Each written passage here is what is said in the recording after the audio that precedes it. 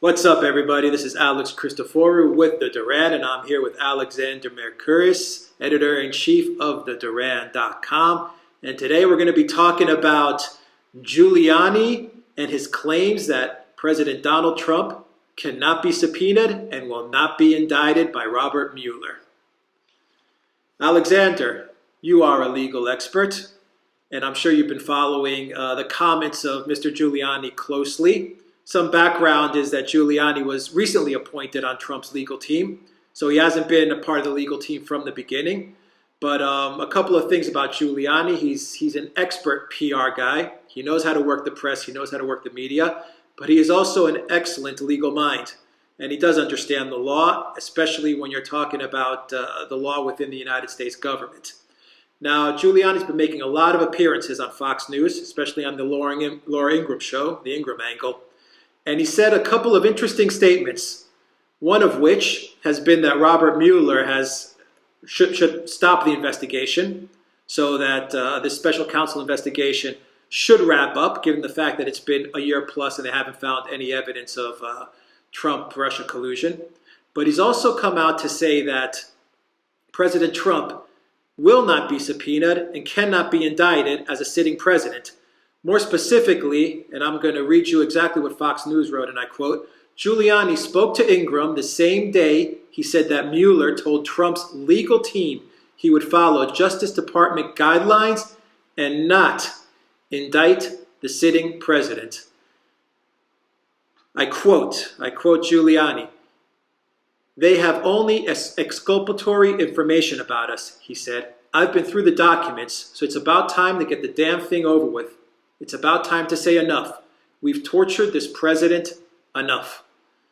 Alexander, putting your legal hat on, what exactly can Mueller do to Trump, and what will he do to Trump? Can he be subpoenaed? Can he be indicted? Will he be subpoenaed, and will he be indicted? Right, I think Giuliani is absolutely right. Legally speaking, I don't think there is any possibility of Donald Trump being indicted.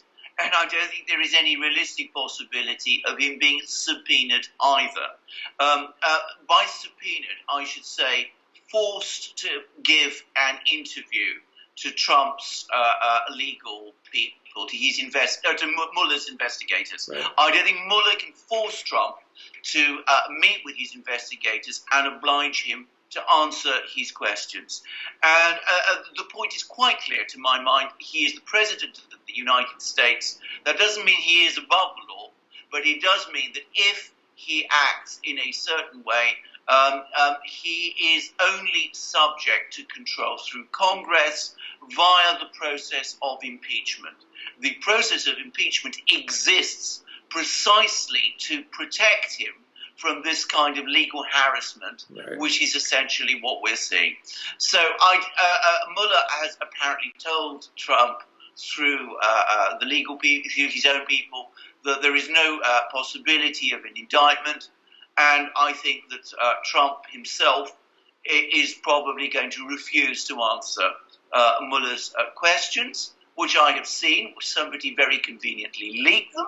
And if I was advising Trump, I would strongly advise Trump not to agree to meet with Mueller's investigators and to answer those questions, which cover every conceivable subject that you can imagine and which have every appearance of a fishing expedition, that is to say, an attempt by Mueller to try and trick or push Trump into saying something about something, which Mueller can then take away and say that, this proves that Trump has done something bad. So I would advise Trump not to agree to meet with the investigators and not to answer any questions. And he doesn't need a Fifth Amendment right or anything like that, because there's no way that he can be forced to agree to be interviewed.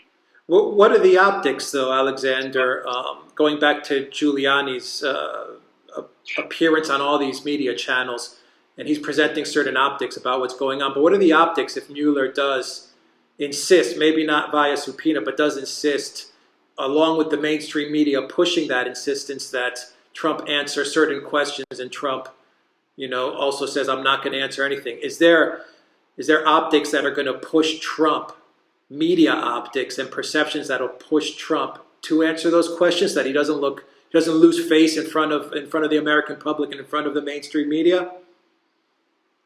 I think if you'd asked me that question 6 months ago, I would have said that the political pressure on Trump, the optics as you call them, was such that it would have been a PR disaster for him to have refused to answer Mueller's questions. I think what has happened over the last 6 months is that it has become obvious to any reasonable person that the collusion allegations which Mueller is supposed to be investigating don't stack up. Right. I think the Republican Party in Congress has come round to that view. I think Mueller's conduct of the investigation, which we have discussed previously, has become increasingly under challenge and is almost to the point of being discredited. And I think that the position now is that Trump is in a sufficiently strong political position and the investigation is sufficiently discredited that the political damage by refusing to answer Mueller's extraordinary questions can be contained, and I think that is what Trump will know and can do. If the Republicans have a good showing in the midterms coming up, will Mueller wrap up the investigation?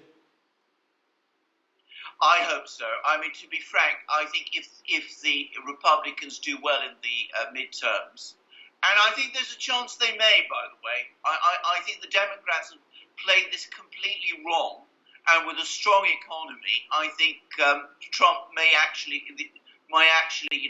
give the Republicans quite a lot of wind, and the Republicans might do a lot better than some people are expecting. But if they do better, if they hold on to Congress, if they hold on to the House and the Senate, then frankly, I think Mueller is toast. I think the House Republicans especially are totally fed up with this thing. I think even the Senate Republicans, who had been a bit more hostile to Trump, are now swinging round behind him. And I can't see this going on beyond that. If, on the other hand, the Democrats are able to win ground in Congress in the midterms, they might be able to keep it going for a little longer.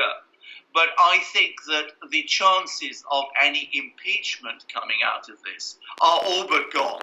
I think most people know it, and I think the whole falling apart. So now there's other figures involved in this Russiagate legal entanglement, and they may not even it may not affect Trump directly, but obviously they've been part of Trump's team, so it does affect much of the optics, like we've been talking about. And I'd like your opinion as to what do you think is going to happen to these two individuals who are wrapped up in Mueller's web. And the first one is Paul Manafort, who was Trump's former campaign advisor, campaign chief.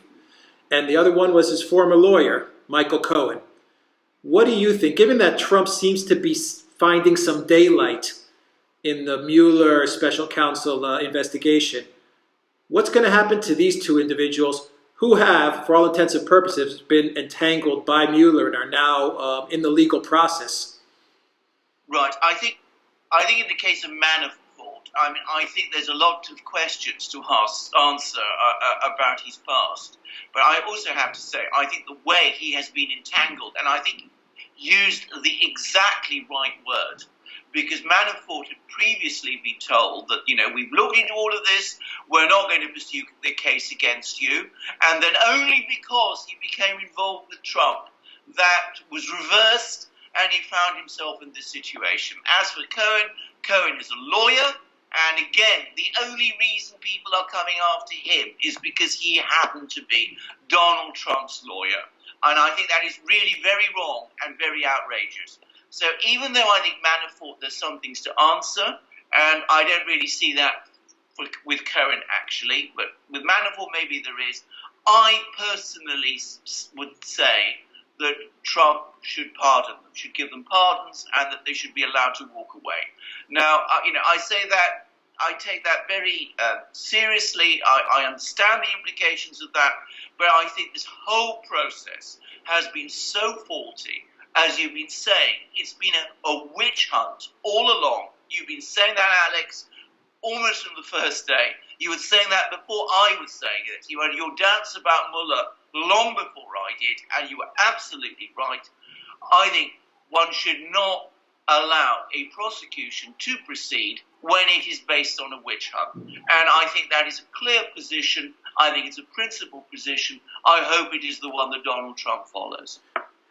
Legally, after all of this is settled and over, and we put it all behind us, it's almost terrifying to think that the U.S. intelligence agency or any intelligence agency, especially of a Western democracy, can go after someone's legal team as they did with Cohen.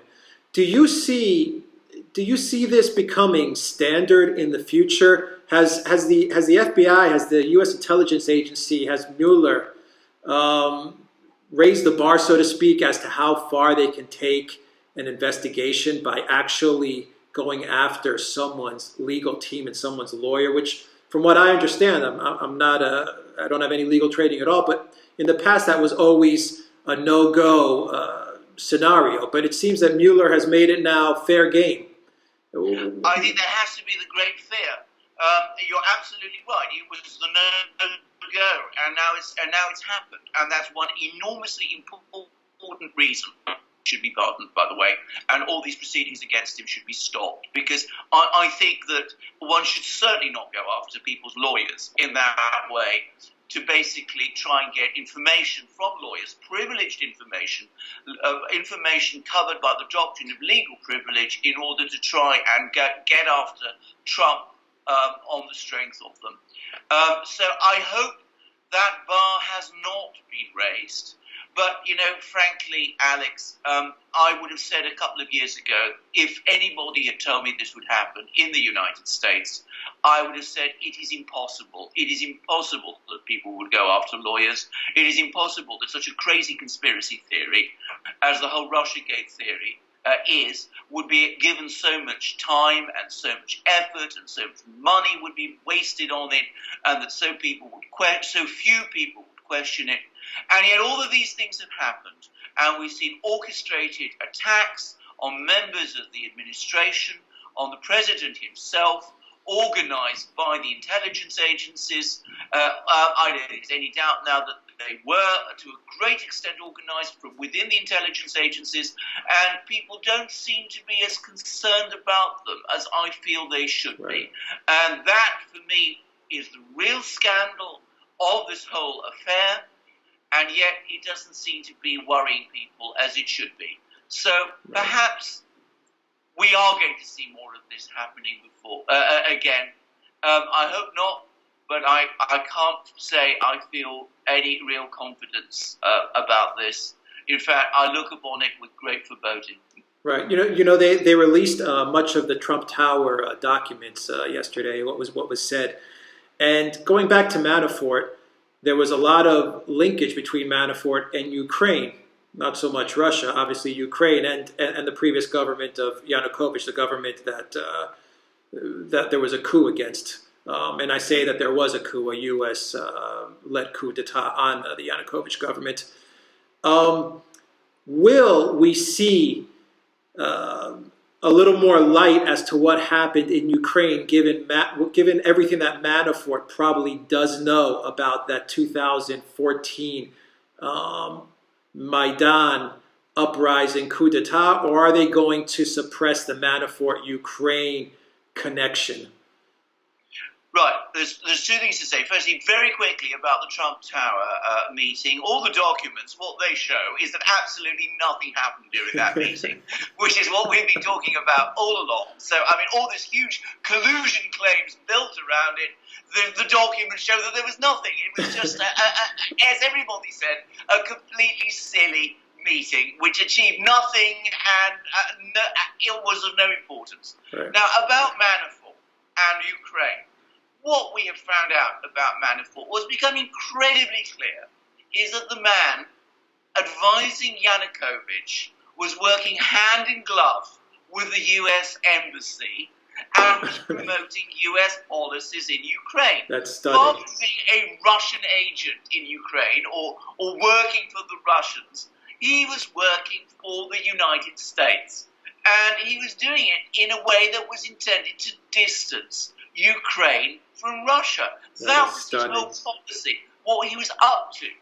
And we're getting more and more information about this all the time. I mean, he supported the association agreement with the European Union, which was the single event that triggered this coup. And you're right, by the way, to call it a coup. He was lobbying all the time to keep Ukraine out of the Eurasian Union, which the Russians were creating. He was America's man in Kiev. That was his role. So, I mean, the way people have completely turned this round and made him out to be this sort of Putinist spy is such utter and complete nonsense. And he's complaining about this. If you actually read the things that he's been writing in his defense, it is all actually coming out. What actual role he had in Kiev. So, yes, we are getting all this information. We're getting a lot of information about what was happening in Ukraine in the lead up to the coup. Why Yanukovych did this very strange thing of agreeing this association agreement with the Europeans. Why the US seemed to have so much influence in Ukraine. Why Yanukovych was talking to Biden, Joe Biden, all the time, who was the vice president. Why he was listening to what the Americans were telling him and was not actually cracking down on the protesters. It turns out that Manafort was there, talking into his ear, telling him that your interests are with the US. Yanukovych comes across as a complete idiot for listening to all of this, but we are getting this information, and historically and politically, it is very important and very interesting. And one day, books will be written about it, and we'll learn more about it. But unfortunately, in terms of the political effect it has on the US itself, I'm afraid that just isn't the narrative anybody is actually pushing, apart from Manafort himself, of course. So people just don't really get it there. And this idea of Yanukovych as the pro-Russian president is still being talked about and is still being repeated, even though we now see from all of these papers that wasn't actually the case at all. Completely false. And boy, did they throw Manafort under the bus then. Well, it is, absolutely. I mean, exactly. I mean, don't go to a place like Kiev and do America's job there. And the other thing I would say about them is, of course, I mean, I don't personally have any doubt at all that he was not only doing America's job, but he was also doing his own job. I mean, he was helping himself to a part of the Ukrainian cake, as all sorts of US advisors who ended up in that part of the world invariably do. A couple of years ago, there was a big scandal. Actually, it wasn't such a big scandal, but there was some talk about the way some people from Harvard went to Russia in the 90s and made lots of money when they were in Russia, supposedly advising the Russian government. So Manafort must be saying, what did I do? Why am I being treated differently? Why is everybody coming after me? Just because I happen to be friends with Donald Trump. That's exactly what I was going to say. I could give you a real simple one word answer for that. It's called Trump. That's very simple. Oh, incredible! That's just stunning information. Alexander. Guys, thank you for watching this video. It was an incredible video with some incredible insight from Alexander Mercouris, Editor-in-Chief of the Duran. If you like everything we're doing, don't forget to hit the subscribe button down below, and also push on that notification bell to get notified of new videos that we're punching out every day now. And also go to drnshop.com and get yourself a really cool shirt. We have a lot of great merchandise. Everything you buy helps support the Duran and helps support independent journalists. I'm Alex Christoforou with the Duran. I'm with Alexander Mercouris, Editor-in-Chief of the Duran. Thanks for watching, and stay tuned for our next video.